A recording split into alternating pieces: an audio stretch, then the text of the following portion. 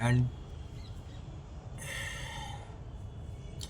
there is bound to be conflict in this duality, because in reality you are one and this is a fiction. Who is trying to rule whom? Who is there to be dominated by whom?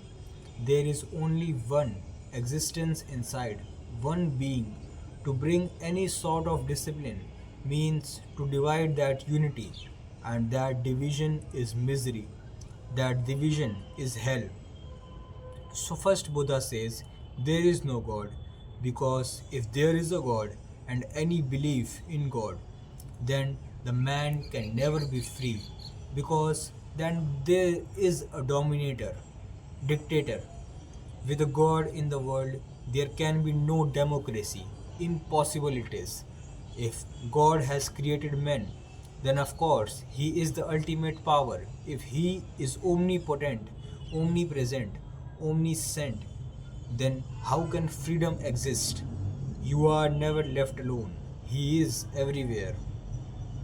That's why the so-called that's what the so-called religious people teach. They say he is looking at whatever you are. In the most private situations also, he is there, watching you constantly. His eyes follows you. This seems to be a very dangerous teaching. It means you don't have any freedom.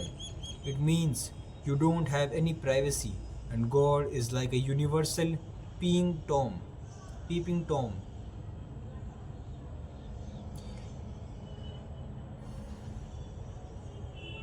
He is always there at the keyhole. You cannot escape from him. His very presence is destructive. His presence means that the man has no freedom. Nietzsche's declaration that God is dead and now man is free has a Buddhist tone to it. That's what Buddha has said. God is not, and there is freedom. Freedom means you are not created by anybody, and you are not dominated by anybody, and you are not manipulated by anybody. To Buddha, freedom is God. Try to understand it. It is difficult because Buddha uses such terminology that it becomes very difficult for childish minds to understand. The childish minds can always understand that there is a God dominating you, looking after you, compassionate, kind, great, the father, the mother. These are childish ways to understand the truth. Buddha says there is no God and freedom is absolute.